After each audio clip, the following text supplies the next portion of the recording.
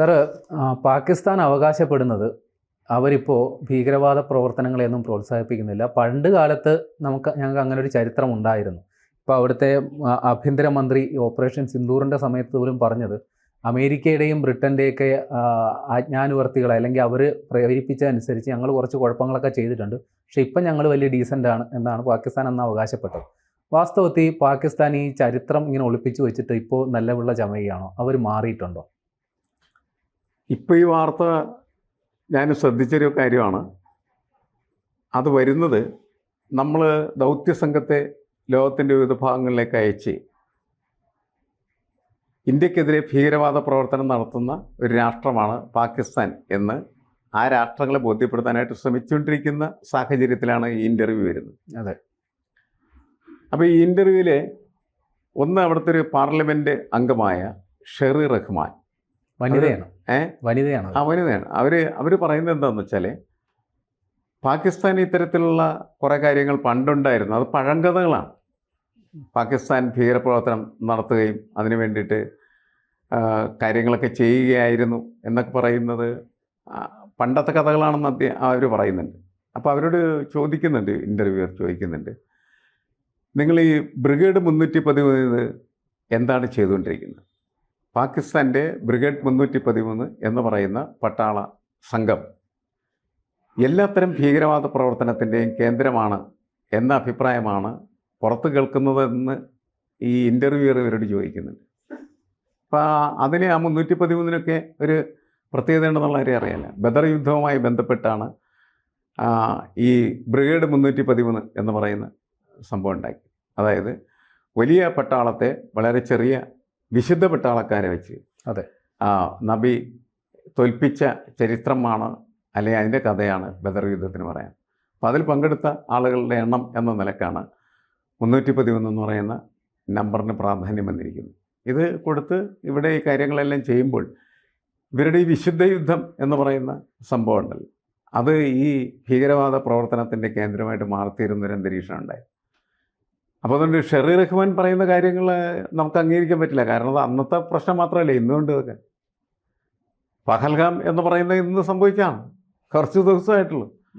അത് സംഭവിപ്പിക്കുന്നതിന് ആവശ്യമായിട്ടുള്ള ട്രെയിൻഡ് ആയിട്ടുള്ള മിലിറ്റൻ്റ് ആയിട്ടുള്ള ഭീകരവാദികളെ നിർമ്മിച്ചത് എനിക്ക് തോന്നുന്നത് ഈ ബ്രിഗേഡ് 313 നേതൃത്വത്തിലായിരിക്കണം. അതെ, അതിൽ ഇല്യാസ് കാശ്മീരിയാണ് അത് അതിനെക്കുറിച്ച് വിശദമായിട്ട് സംസാരിക്കുന്നത്, അല്ലേ? അതെ, അപ്പോൾ അയാളാണ് ഇതിൻ്റെ ആസൂത്രകൻ എന്നാണ് പറയുന്നത്. ശരിയാണ്, ഇല്യാസ് കാശ്മീരിയാണ് ഇതെല്ലാം ചെയ്യുന്നതിന് വേണ്ടിയിട്ട്, അവരുടെ ഇതെല്ലാം ഏകോപിപ്പിക്കുന്നതിന് വേണ്ടി പ്രവർത്തിച്ച ആൾ എന്നാണ് പുറത്തു വരുന്ന വാർത്ത. അത് ഏതാണ്ട് ശരിയായിരിക്കണം, കാരണം വെറുതെ ഒരു നിഗമനത്തിൻ്റെ പ്രശ്നമല്ല. അപ്പോൾ എനിക്കൊന്ന് ഷെറി റഹ്മാൻ നമ്മുടെ മുന്നിൽ വെച്ചിരിക്കുന്നതായിട്ടുള്ള വാർത്തകൾക്ക് വലിയ പ്രാധാന്യമില്ല. അതിപ്പോൾ നമ്മൾ മറ്റ് രാഷ്ട്രങ്ങളുമായിട്ട് ബന്ധപ്പെട്ട് നമ്മളുടെ കാര്യങ്ങളെല്ലാം പറഞ്ഞ് ബോധ്യപ്പെടുത്താനായിട്ട് ശ്രമിക്കുന്ന സമയത്ത് പാകിസ്ഥാനുണ്ടാകുന്ന ഒരു ഇകഴ്ചയുണ്ട്. ആ ഇകഴ്ചയെ മറികടക്കാൻ വേണ്ടിയിട്ട് മാത്രമാണ് ഈ പാർലമെൻറ്റ് അംഗം അങ്ങനെ ബ്രിട്ടനിൽ പോയി ഇത്തരത്തിൽ ഒരു അഭിമുഖം നടത്തുകയും ആ അഭിമുഖ ചാനലുകളിൽ വൈറലായ തോതിൽ തന്നെ പ്രചരിപ്പിക്കുകയൊക്കെ ചെയ്തെന്നാണ് ഞാൻ മനസ്സിലാക്കുന്നത്. അതാണ് അതിൻ്റെ ഒരു സൈഡ് എന്ന് പറയുന്ന സാധനം. ഇപ്പോൾ നമുക്ക് അവിടുത്തെ ഒരു ഗ്രൗണ്ട് റിയാലിറ്റി നമുക്കറിയാമല്ലോ. അവിടെ ഇവർ ഈ ലഷ്കർ നേതാക്കളെ അടക്കം അറസ്റ്റ് ചെയ്ത് നിയമ നടപടിക്ക് വിധേയമാക്കിയിട്ടുണ്ടെന്നാണ് പാകിസ്ഥാൻ അവകാശപ്പെടുന്നത്. പക്ഷേ ഈ ലഷ്കർ നേതാക്കന്മാരെല്ലാം അവരുടെ തന്നെ കൊട്ടാര സദൃശ്യമായ വീടുകളിൽ സകല സുഖസൗകര്യങ്ങളോടും കൂടി ജീവിക്കുന്നു എന്നുള്ളതാണ് വാസ്തവം. അപ്പോൾ ഈ എന്തിനാണ് ഈ ഒരു പുകമറ സൃഷ്ടിക്കുന്നത്? അതായത് തീവ്രവാദത്തിനെതിരെ നടപടി എടുക്കാതിരിക്കാനും മാത്രം ദുർബലമായൊരു ഭരണ സംവിധാനമാണോ പാകിസ്ഥാനിലുള്ളത്? പാകിസ്ഥാൻ്റെ ഭരണ സംവിധാനം ദുർബലമാണെന്ന് പറയുന്നതിനേക്കാൾ ഉപരി പാകിസ്ഥാൻ സംഭവിച്ചിരിയ വലിയ മാറ്റം നമ്മൾ പരിശോധനയ്ക്ക് വിധേയമാക്കേണ്ടതാണ്. ഇന്ത്യക്ക് സ്വാതന്ത്ര്യം കിട്ടുന്നതിനൊപ്പം പാകിസ്ഥാന് സ്വാതന്ത്ര്യം നൽകി പാക് രാഷ്ട്രമായിട്ട് മാറി. പക്ഷേ അന്ന് മുതൽ ഇന്ന് വരെ ഉള്ള അതിൻ്റെ ചരിത്രം പരിശോധിച്ചാൽ അവിടെ ജനാധിപത്യ വികസനത്തിന് വേണ്ടിയുള്ള ഒരു പ്രവർത്തനം അവർ നടത്തിയിട്ടില്ല. ഇന്ത്യ അങ്ങനെയല്ല. ഇന്ത്യ പല ഘട്ടങ്ങളിലും ജനാധിപത്യത്തിന് വെല്ലുവിളി നേരിടുന്ന അന്തരീക്ഷം ഉണ്ടായപ്പോഴൊക്കെ പോലും ജനാധിപത്യത്തെ മുറുകെ പിടിക്കുകയും ലോകത്തെ ഏറ്റവും വലിയ ജനാധിപത്യ രാഷ്ട്രമായി നിൽക്കുന്നതാണ് ഇന്ത്യക്കാരൻ്റെ കൺസെപ്റ്റ് എന്ന് പഠിപ്പിക്കുകയും ചെയ്തു. ആ ജനാധിപത്യത്തിൽ നമ്മളിങ്ങനെ കെട്ടിപ്പുണർന്ന് നിൽക്കുകയാണ് ചെയ്തത്. അതുകൊണ്ടാണ് ഇവിടെ ജനാധിപത്യം ഇപ്പോഴും സുരക്ഷിതമായി നിൽക്കുന്നത്. പാകിസ്ഥാൻ്റെ സ്ഥിതി എന്ന് പറഞ്ഞാൽ അങ്ങനെയല്ല. പാകിസ്ഥാൻ അവർക്ക് സ്വാതന്ത്ര്യം കിട്ടിയതിന് ശേഷം ജിന്ന അത് കൊണ്ടുപോയി പട്ടാളക്കാരുടെ കയ്യിലേക്ക് വേണമെങ്കിൽ കൊടുത്തു എന്ന് വരിക. അദ്ദേഹത്തിൻ്റെ ഒരു ആഗ്രഹമായിരിക്കാം. അന്ന് മുതൽ ഇതൊരു പട്ടാള ഭരണകൂടമായിട്ട് ഇത് വളർന്നു വരികയാണ്. പട്ടാള ഭരണകൂടത്തിനൊപ്പം സഞ്ചരിക്കുന്ന ഒരു സംവിധാനം മാത്രമായി അവരുടെ പാർലമെൻ്ററി രാഷ്ട്രീയം. അതുകൊണ്ട് എന്താ സംഭവിച്ചതെന്ന് വെച്ചാൽ ഈ പട്ടാളത്തിൻ്റെ ഇടപെടലാണ് എപ്പോഴും മുഴച്ചു നിൽക്കുന്നത്.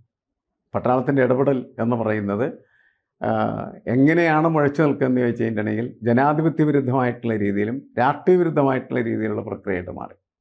അപ്പോൾ പിന്നെ ആരാണ് അതിൻ്റെ അകത്ത് കടന്നു വരുന്നത്?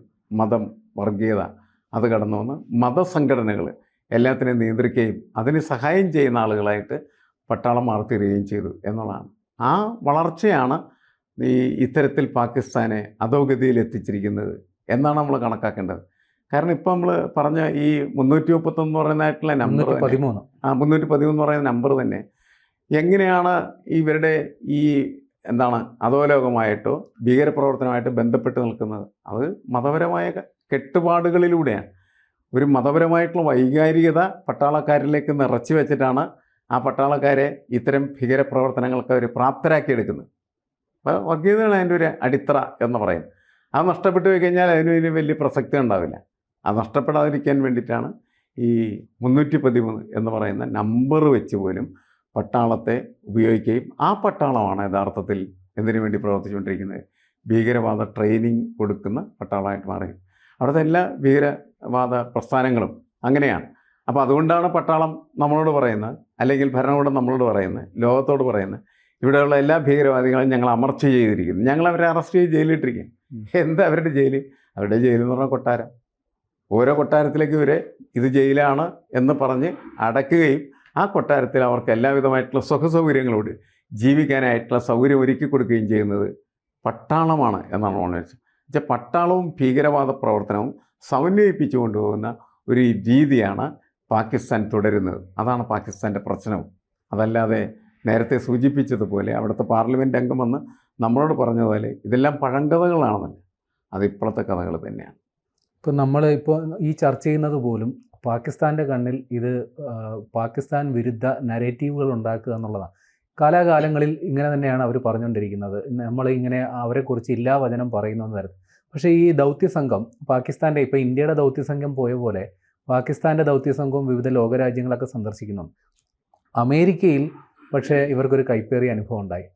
നിങ്ങൾ ആഭ്യന്തര ഭീകരവാദത്തെ ചെറുക്കാനായിട്ട് എന്ത് നടപടി എടുത്തു എന്ന് അവിടുത്തെ സെനറ്റ് അംഗങ്ങൾ ചോദിച്ചപ്പോൾ ബിലാവൽ ഭൂട്ടോയുടെ സംഘത്തിന് ഉത്തരമില്ലായിരുന്നു.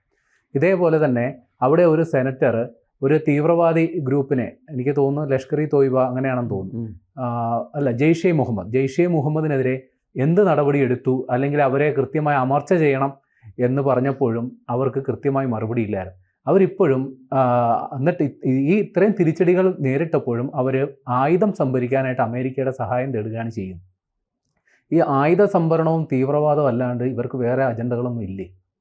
അല്ല, അവരുടെ അജണ്ടകൾ എല്ലാം തന്നെ കാലഹരണപ്പെട്ടു പോവുകയോ താർന്നു പോവുകയോ ചെയ്തതിൻ്റെ ഫലമായിട്ടാണ് അവർ ഒരു ഡെവലപ്മെൻറ്റും ഇല്ലാത്ത രാജ്യമായിട്ട് മാറി. ഇപ്പോൾ ഇന്ത്യക്കൊപ്പം അവർ വളരേണ്ടതാണല്ലോ. ഇന്ത്യക്കൊപ്പം അവർക്ക് വളരാൻ കഴിഞ്ഞില്ല എന്ന് മാത്രമല്ല, അവരുടെ സ്ഥിതി വളരെ പരിതാപകരമായി മാറിത്തീരുകയും ചെയ്തു. അതിൻ്റെ കാരണം എന്താണെന്ന് വെച്ചാൽ അവർക്ക് ഈ മതവും അതേപോലെ തന്നെ പട്ടാളവും മാത്രമാണ് പ്രധാനപ്പെട്ടത് എന്ന് വരികയും പട്ടാളത്തിന് വേണ്ടിയിട്ട് എല്ലാ കാര്യങ്ങളും അവർ സ്വാംശീകരിക്കുകയും ചെയ്യുന്നതാണ്. അതുകൊണ്ട് എന്ത് സംഭവിച്ചു? സിവിലിയൻ ഡെവലപ്മെൻറ്റ് എന്ന് പറഞ്ഞാൽ അവിടെ സാധ്യമായി തീർന്നില്ല. അവർക്ക് ആവശ്യമായിട്ടുള്ള ഫാക്ടറികളോ അതേപോലെ തൊഴിലിടങ്ങളോ നിർമ്മിച്ചെടുക്കാനായിട്ട് കഴിഞ്ഞില്ല. അവരുടെ ജീവിതത്തെ കുറച്ചും കൂടി മെച്ചപ്പെട്ട രീതിയിലേക്ക് പാകപ്പെടുത്തിയെടുക്കുന്നതിലും ഇത് പരാജയപ്പെട്ടു പോവുകയാണ് ചെയ്യുന്നത്. അത് മറ്റൊരു കാര്യത്തിന് അവർ ഉപയോഗിക്കുകയാണ് ചെയ്യുന്നത്. നിരാശരായ, അല്ലെങ്കിൽ ഒരു കാര്യവും ചെയ്യാനായിട്ട് കഴിവില്ലെന്ന് കരുതപ്പെടുന്ന തരത്തിലേക്ക് മാറിപ്പോയ യുവാക്കളുണ്ട്. അവർ ഈ ഭീകരവാദികളായിട്ട് മാറുകയാണ് ചെയ്യുന്നത്. അവരെ വളർത്താനും അതേപോലെ പ്രോത്സാഹിപ്പിക്കാനുമാണ് മിക്കവാറും തന്നെ ഭരണകൂടം ശ്രമിച്ചിട്ടുള്ളത്. അങ്ങനെയാണ് ഭീകരവാദ പ്രവർത്തനം അവിടെ ശക്തമാകുകയും അത് ഇന്ത്യക്ക് നേരെ പല ഘട്ടങ്ങളിലും ഉപയോഗിക്കുകയും ചെയ്തു.